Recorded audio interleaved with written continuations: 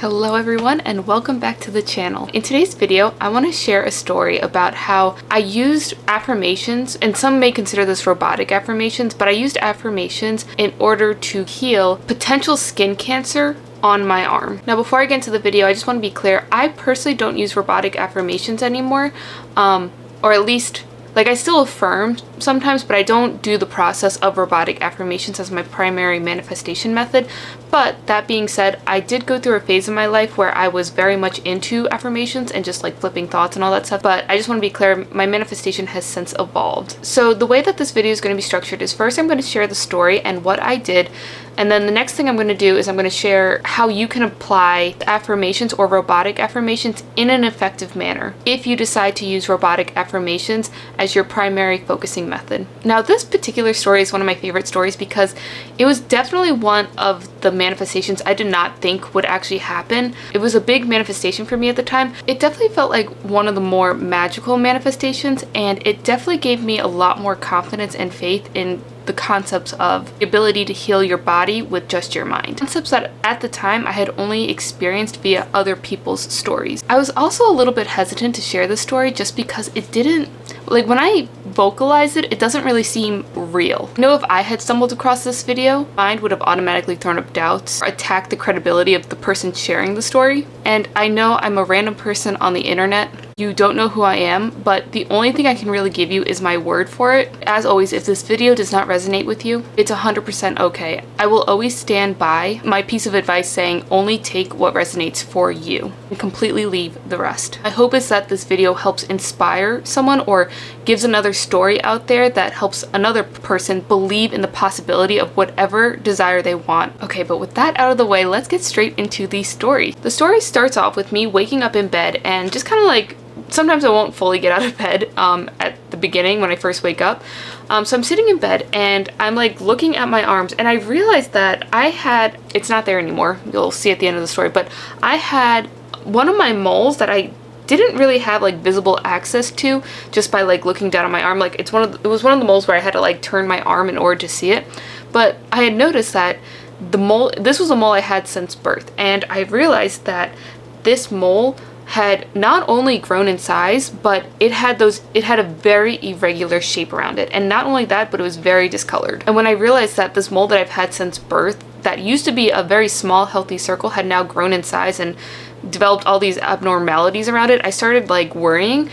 So of course the first thing I do is open up my phone and start Googling images of what skin cancer looks like. And of course my mole looked exactly like these pictures, and not only that, it had all of the characteristics to look for it when you're trying to identify if there's a mole that is cancerous or not. Like I said, it had grown in size. There's a rule out there that if you were to fold this mole in half, if the two sides are equal, and it was not it used to be like that, but now because of its irregularities, it was all messed up looking. It not only changed in color, but it also changed in the feeling of it as well. So before, it was a healthy mole of skin. Now it was not only irregular borders, but it was also this irregular surface where part of it was up, the other part of it was down. It was this nasty looking mole. Like I said, my first reaction as I'm sitting here Googling how what to look for in skin cancer, I'm there's a lot of fear in my mind. I'm oh my gosh, what if this is cancerous? They're gonna have to cut off a chunk of my arm. Oh my gosh, and of course I didn't let these thoughts spiral too much, but I did have thoughts automatically pop up oh my gosh, what if it went to my bone? Because my skin on my arm is pretty close to my bone, so I was this could easily spread to different body parts. I was worrying basically when I first realized that my mole had changed color and shape and size. I eventually get up out of bed. I had to go to work that day, so I didn't really have time to sit there and worry about this problem mole. So I get up, I get ready for work, I go to work, and the whole time I have anxious thoughts playing in the background. Of course I'm staring at my arm the whole time, trying to analyze all of the different grooves and still looking at the pictures, basically working myself up over it. At the end of the day, I decided that I was not going to call the doctor until a week had gone by. I just wanted to monitor and see if it would change at a rapid pace. Now a week goes by, the mole did not change at all in size or shape or color, but my anxiety was still there. And honestly, okay, now I'm not recommending this, but also at the time I didn't want to go to the doctor. Part of it was because I just had a very busy lifestyle at the point. I would wake up at very early times and go to work, and I had work back to back. I know these are all excuses, but my whole point is I did not want to have to go to the doctor about this. Now, I personally believe in the body being a self-healing machine, meaning that like it's always trying to heal itself. Like if you get a cut, its automatic response without you consciously thinking of it is going to try and like stop the blood and clot it and scab over. Like I that's what I believe. And the only time, I'm not gonna get too much into this belief, but I have definitely, like I've read stories where people have been like healed in like this miraculous way, and I do believe and resonate with those stories. But I had, like I said, I had never experienced this on that, like on a spontaneous level like this. So with that belief in mind, and in the combination of me just not wanting to go to the doctor, I decided to try to apply what I knew about manifesting at the time to this particular problem. Like I said, at the time I was really into affirmations. I had seen some success with it, not that much, but I did have some success in affirmations. So I was like, okay, I'm going to apply what I know about this particular process to this problem. And not only that, but I told myself that if things did not change within a month, then I would set up a doctor's appointment. Like I gave myself that safety net of like, hey, just in case, like we will be going to the doctor, like if things don't change or if things get worse, like if it were to grow in size or something like that. So the way that I went about this when it came to affirmations was, first I asked myself, I'm like, what's my desired end result in the first place? And I just kind of asked myself that, and I let the answer come to me. I didn't try and figure out the answer.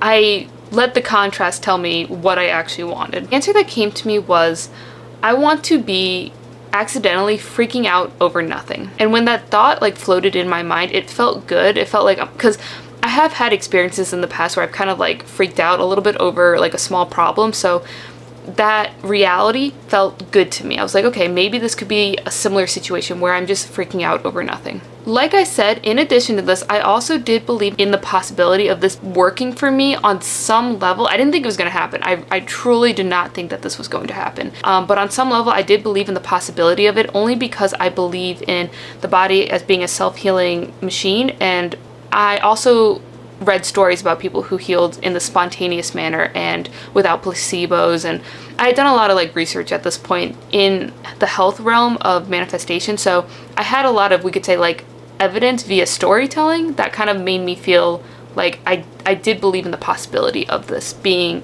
a thing and possible for me, even though I had not experienced this ever in my life. After I clarified what I actually wanted and selected the thought of I am freaking out over nothing, that's when I started doing the manifestation process of affirming. I'm not sure if I can call what I did robotic affirmations, but this is what I did when it came to affirming. I would affirm, I'm freaking out over nothing, freaking out over nothing, freaking out over nothing. And I would say that over and over and over again.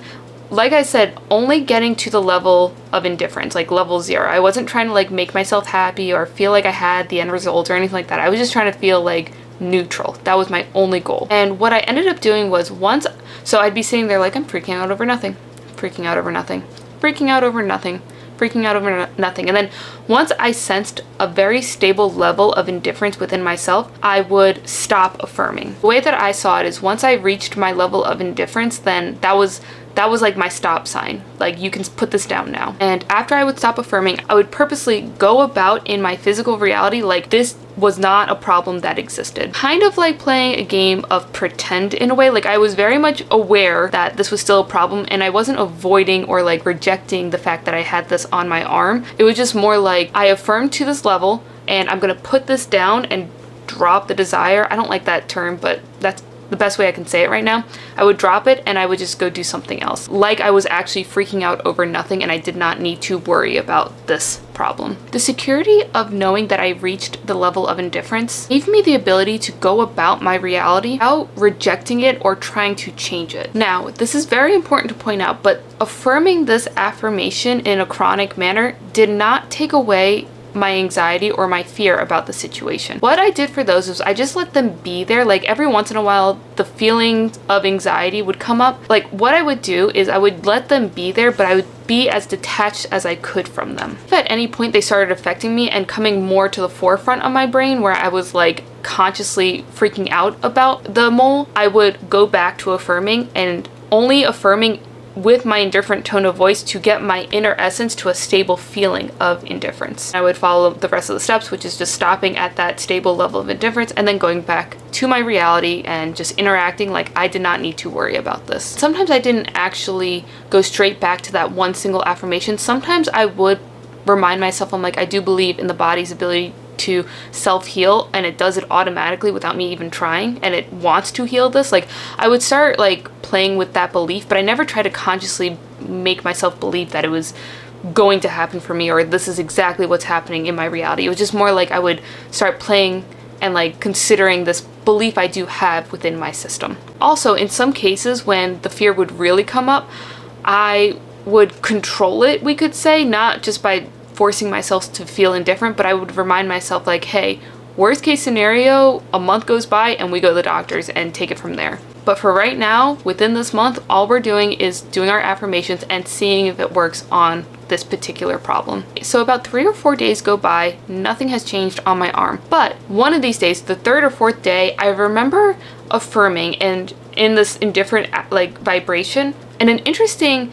visual just kind of like floated into my mind. Very random. I did not consciously like select this image, but what the image was the mole drying out, raising a little bit, and then just falling off, kind of like a scab. Like I said, I did not consciously choose this image. It came to me, and every time I would affirm after that, that image just kind of came with the affirmation. I didn't try and stop it, but I didn't necessarily believe in it. I just kind of felt good about it. I was like, I mean, I guess if that's how my body decides to heal this, like, by all means go for it. Maybe I can just like scab it off and it'll be fine. But I didn't believe necessarily that that was exactly going to happen. I just kind of like had that as, hey, this could be a possible path if my body were to heal from this particular mole. So my affirmations kind of transformed to affirming and then just having this visual in my head of like the mole drying out, raising, falling off. By day 7, this is when I started to actually see very, very, very slight change. I remember waking up in the morning and just seeing the outer border being just slightly more dry than usual. I don't think my brain fully comprehended or believed it at the moment. I'm like, maybe it's just because my skin is dry and it needs lotion, but I was like, when I saw it, I was kind of like, this is exactly what I've been affirming for, or like, this is exactly what the image was in my mind, or at least how it started. So I was like, maybe this is like a path. I didn't let myself get too excited about it, but I did keep affirming and letting the image come into my mind. And by the next day, day 8, I think, I noticed that it got even just a little bit more drier. Another 2 days go by, and the whole time I'm waking up each day, it's getting drier, but not only that, it starts actually raising. So like I said, originally it was like this irregular border with a very irregular like top, like it kind of caved in a little bit, but also raised at some point. The cave part started going like this. It got like rougher around the top. It was about a week and a half later, at least, maybe like almost 2 weeks, I would say. But at this time, it got really dry. And I remember I took my nail, and I wasn't trying to like pick at it or anything, but I just wanted to see what would happen if I like try to put my nail underneath one of the sides to see if it would lift at all. And so I did that, and it did. Very slightly. I remember just kind of like looking at it and seeing, like, I couldn't see too much underneath it because it was a very slight like lift, but I remember looking and seeing that there was nothing underneath this mole. Like, it was just like my skin. So what did I do? I took my fingernail and I just pushed the entire like mole off, and underneath it, it was like I said, it was just completely like normal skin. I had this mole since birth. Like, I lost a mole, but I don't know what happened exactly, but whatever that was, I somehow got the end result that I wanted, did not have to go to the doctor, and I no longer had to worry about my health or skin cancer. Like I said, this was one of the manifestation stories where I kind of felt like I experienced a miracle of sorts, like a spontaneous healing. I had never experienced a mole doing that before, ever in my life. I've never lost a mole, never had it randomly scab off, like it never existed in the first place. The thing I find the most interesting about this story, not only did I just have a mole like randomly fall off, this was not a cut at all. My actual skin, like I couldn't peel it off or anything unless I actually cut my skin with like a scalpel or something. People are gonna have their own perspectives on what happened. Think what you will about this story, but for me,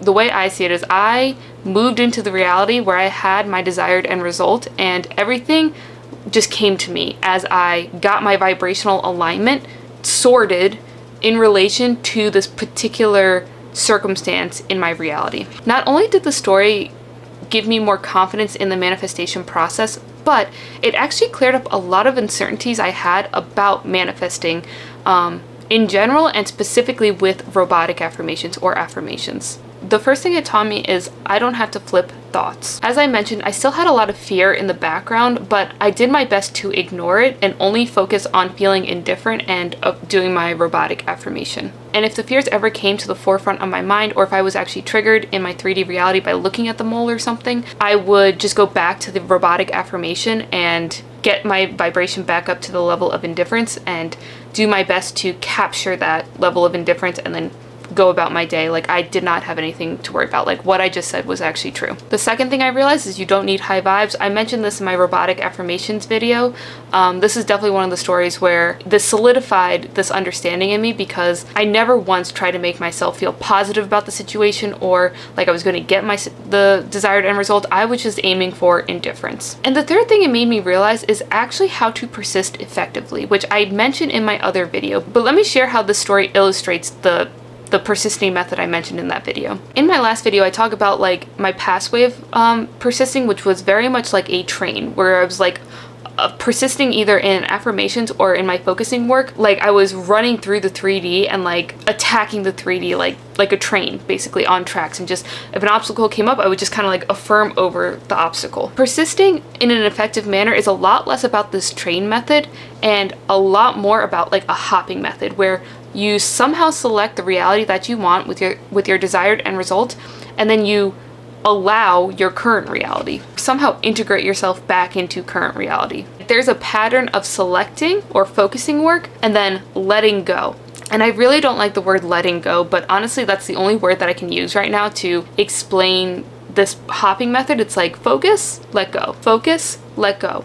Because chronic focusing work without any break whatsoever, what ends up happening is you accidentally start shifting your focus from affirming to change yourself to affirming to change your physical reality, which is not how manifesting works. As we know, inner creates outer. Your only goal is to change yourself, not the 3D reality. By affirming, you're changing your vibrational alignment to the 3D reality so that you can get a more desired reflection in your physical reality. Never once do you want to be chronically focusing to try and change outside. It's focusing to change on the inside. That's why I mentioned that my goal when it came to affirming was getting to the level of indifference. That was it. And it was to only change me, not necessarily to make the problem go away. So let's talk about how you can use affirmations or robotic affirmations, or honestly any focusing work, in an effective way by using what we learned in the story. First thing I would do is just first get clear on what you actually want, your specific desired end result. Ask yourself, what is the desired outcome that I want from this? Keep in mind, you're not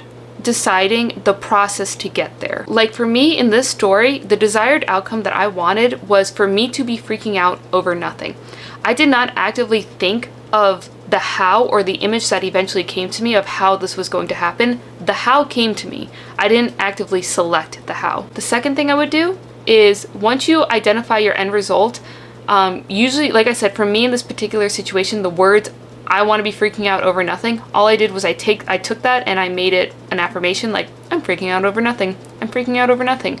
And I let that symbolize my desired end result. Once you have selected the words or phrase or whatever you want that implies your desired end result, that's when you start affirming. And the way that I would affirm is to only reach your level of indifference. And you don't have to start off feeling indifferent to affirm like this. The magic of robotic affirmations or affirming is that by vocalizing it in a way that feels indifferent, like I was freaking out over nothing. I was totally freaking out over nothing. It's easily controlled. Like we can control how our voice sounds to us. And you may not initially feel indifferent to the situation, but by doing that very chronically without giving yourself like a break, what I've realized is that talking like this has a direct effect on how you vibrationally feel on the inside. I don't know if it's like the vocal cords are like at a more steady and relaxed pace, like sound therapy or something like that, but you can directly control your vibration or your inner essence just by talking differently. Even if I were to say like the sky is blue, the sky is blue, the sky is blue, the sky is blue, I'm not trying to convince myself that the sky is blue, but just saying it in that way has changed my vibration to chill and normal and not worried anymore. Whatever it is, whether it's your vocal cords that chill you out or like the vibrational essence of it, affirm to get to a stable level of indifference. And all I mean by a stable level of indifference is getting to a point where you don't feel like you need to say another affirmation to feel the level of indifference. And in addition to this, make it your only goal to affirm to get to this vibrational state, not to change the physical reality. You're only trying to get to level 0. You're only trying to change yourself. Once you get to level 0, you know you can treat that as your stop sign. Sometimes it helps to remind yourself of that consciously, that again, I'm not affirming to change my physical reality. I'm affirming to change myself. I have now reached the level of indifference, which is the vibration of having. Don't feel like I need to affirm this anymore in order to maintain this level of indifference to the situation. Like, remind yourself logically about why you're doing this in the first place. That's what I do. And then once you get to that stable level of indifference, the third thing I would do is stop affirming and go about your day like what you just said is true. And again, the way you're persisting is like the hopping method, where what you just did was selecting the reality you want. Now what you're doing is going about your reality like it's true. There are so many different ways that different processes talk about it. Some talk about embodying it, like pretending or embodying the state of the wish fulfilled. Some just talk about like putting it down and dropping it and completely forgetting about it. It does not matter what you call it. Just understand that in order to master this art of persisting, you have to master this art of hopping, selecting, integrating back into your physical reality. Selecting, integrating yourself back into physical reality over and over and over again, rather than the chronic focused train method. In addition to step 3, where you put down your desire and you go about your 3D reality like what you just said is true, if at all you get triggered by the 3D reality, whether that is a physical circumstance, like you look at the problem again and it brings up fear, or if just the fears rise and you start worrying about it, and they become like the forefront of your mind. The way I would handle this is one of 3 ways. The first is just to go back to affirming to the level of indifference, and with the goal of just getting to a stable level of indifference where you don't need to affirm anymore. The second thing I would do, if that feels off or it just doesn't seem like it's you can get to a stable level of indifference, or you're just sick and tired of affirming the same phrase over and over again, the other thing I would do is start playing around with why you believe in this affirmation in the first place. Not why you think it's going to happen, or trying to convince yourself that what you're affirming is going to happen. And what I mean by this is, in this particular story, the way that I did this was reminding myself of the belief that the body has a self-healing mechanism and that it's a self-healing machine. I would play around with this thought a little bit. Like, I'd be like, oh yeah, I did hear stories that this was possible and that someone actually did do it. And I never once tried to convince myself that this was going to happen for me ever, but just reminding myself of the belief made me feel better, and not in the vibration of I don't have. And another option you can do if you're triggered in 3D reality is, if any other like complementary thought or visual comes up as you're affirming and it feels good, or it feels like it correlates with what you're affirming or implies your desired end result, I would use it and incorporate it into your process a little bit. So like for me, I had the image of my mole scabbing and then falling off. I did not at once think that that was actually going to happen, but it correlated with this idea of I'm freaking out over nothing. I'm like, if that actually happened, then that means that I would have been freaking out over nothing. So use what comes to you if presented. But I would highly recommend you not trying to make yourself believe something that you do not believe, because that's only going to cause more resistance and more of the vibration of not having. And the last thing I would recommend would be giving yourself a safety net on what you would do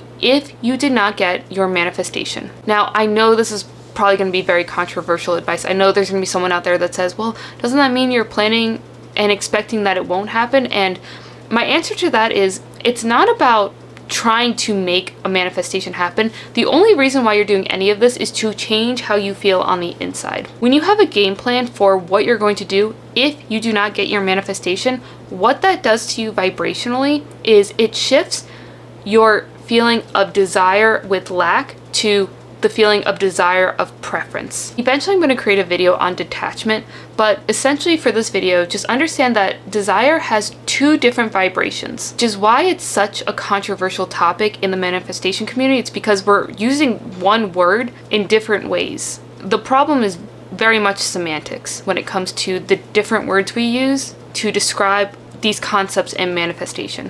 What these manifestation processes are trying to get you to do within each of their specific steps is to transfer the desire from need to preference because need implies lack. Preference implies it's in front of you and it's there. It's just you're picking between one or the other. Desire itself is not the problem, it's the vibration of desire that can be the problem sometimes. That's why they say not needing things is actually the secret to getting everything that you want. It's not because you don't want it, because vibrationally speaking, if you are lacking something on the inside, you're just going to get more lack of it on the outside. So you're just changing how you feel about this particular desire and seeing it more as a really strong preference rather than this like lack need. And there are so many different ways to detach. Each process tries to do it in different ways. But in the case of this particular tip that I'm giving, where I'm saying create a safety net, when you have a circumstance that brings up a high level of fear, it's not always easy to control your vibration to preference. So what I personally do is I go backwards. I find a way to be okay without my desire and create a game plan of what I'm going to do if I do not get my desire, but not to convince myself that I'm not going to get my desire. Rather, I use it as a mechanism to regulate my inner world and my inner essence as a form of self-reassurance on worst case scenario, how am I going to survive this? How am I going to make the best of this current situation without having the thing that I want? Almost like clarifying the other option on the table gave me the selection or the preference or the ability to prefer one or the other in the first place. And again, my only goal is to change my vibration of desire from need to preference in some way, shape, or form. And this is just one of the tactics that I use personally when it comes to these high, like very fearful and anxiety creating situations. Always remember, inner creates outer. Being hyper aware of where you are in relation to whatever you want in your physical reality or whatever piece of contrast is happening in your physical reality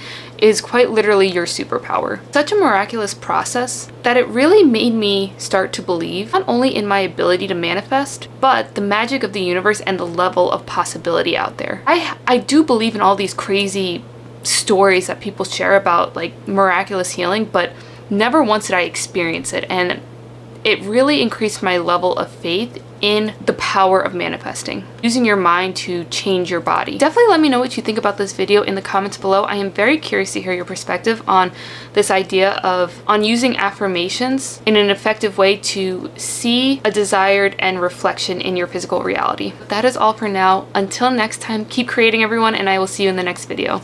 Bye.